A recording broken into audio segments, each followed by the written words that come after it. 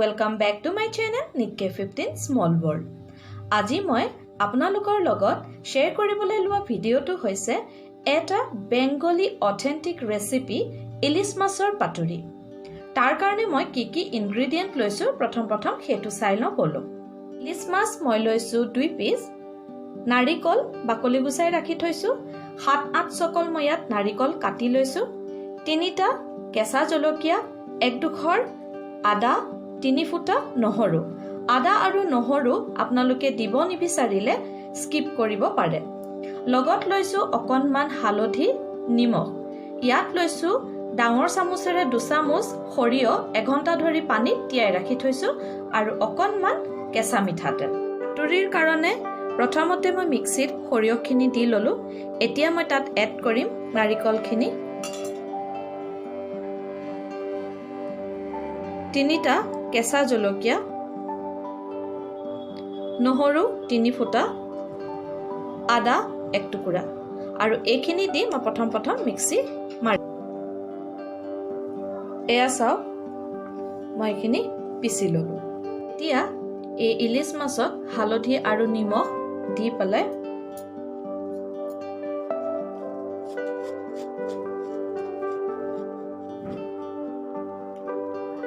ভালদৰে সানি লওঁ।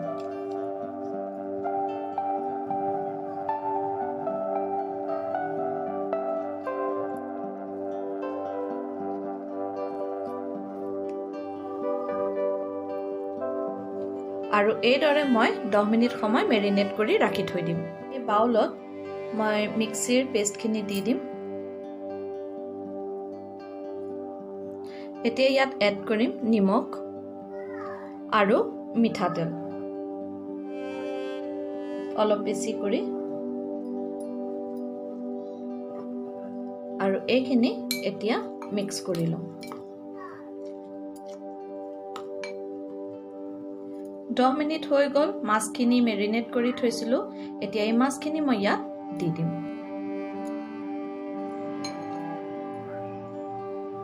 আৰু ভালদৰে মাছখিনি সানি লওঁ।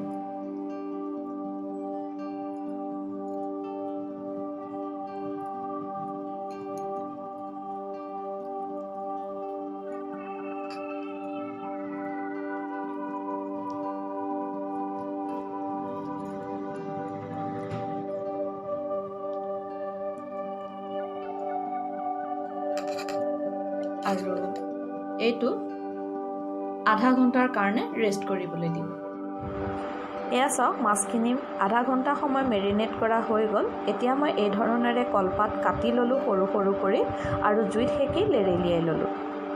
এতিয়া সেই কলপাতখনতে প্ৰথমতে মই মিঠাতেল দি সানি ললো আৰু তাৰ ওপৰত যিখিনি মেৰিনেশ্যনত ৰাখি থৈছিলো মছলা তাৰে অকনমান তলত দি ললো। তলত মছলাখিনি দি পেলাই তাৰ ওপৰত ইলিশ মাছ পিচ দি দিলোঁ মেৰিনেটেড, এণ্ড তাৰ ওপৰত এগেইন যিখিনি মছলা আছিলে সেই মছলাখিনি ভালদৰে দি ইলিশ মাছখিনিত লগাই পেলাই ওপৰত এই ধৰণেৰে জলকীয়া আৰু মিঠাতেল দি পেলাই এতিয়া মই পাতখন ভালদৰে ফ'ল্ড কৰি ল'ম। এই ধৰণেৰে পাতখন ভালকৈ টানকৈ ফ'ল্ড কৰিম আৰু এটা টোপোলাৰ দৰে বনাই ল'ম। এয়া চাওক এই ধৰণেৰে। এইখিনি কৰোঁতে অকণমান সাৱধানে কৰিব লাগে। আৰু এতিয়া মই এডাল সূতা ল'লোঁ আৰু সূতা দি এই টোপোলাটো ধুনীয়াকৈ বান্ধি দিলোঁ যাতে টোপোলাটো পিছত খোল খাই নাযাওক।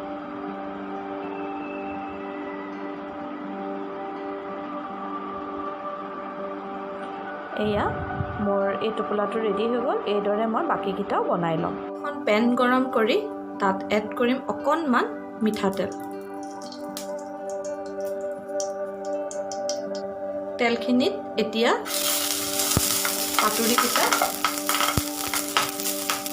দি দিম এই ধৰণে আৰু ঢাকোন মাৰি পেলাই ফ্লেমটো মিডিয়াম কৰি 10 মিনিটৰ কাৰণে এই ধৰণেৰে সিজিবলৈ দিম। 10 মিনিট হৈ গ'ল। এতিয়া পাতুৰিটো উলটিয়াই দিম আকৌ।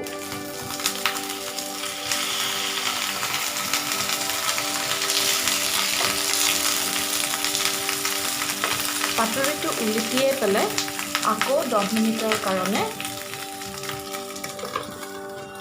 মিডিয়াম টু লো ফ্লেমত সিজিবলৈ দিম। এয়া চাওক মোৰ পাতৰিখিনি এটা ধুনীয়া গোন্ধ ওলাই গৈছে।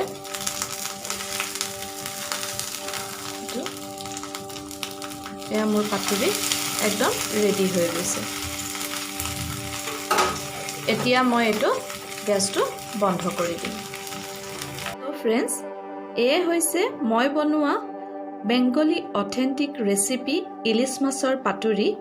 কেনেকুৱা লাগিলে জনাব, আৰু এই ধৰণেৰে যদি আজিলৈকে বনাই খোৱা নাই তেনেহ'লে প্লিজ ঘৰত একবাৰ ট্ৰাই কৰিব। খাবলৈ বিৰাটেই টেষ্টি হয়। গৰম ভাতৰ লগত বা পোলাওৰ লগত এই পাতুৰি খাবলৈ বিৰাটেই সোৱাদো হয়।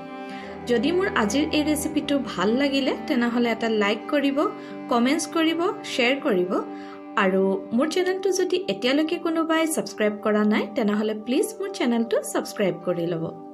টিল then, be happy, be healthy and good bye.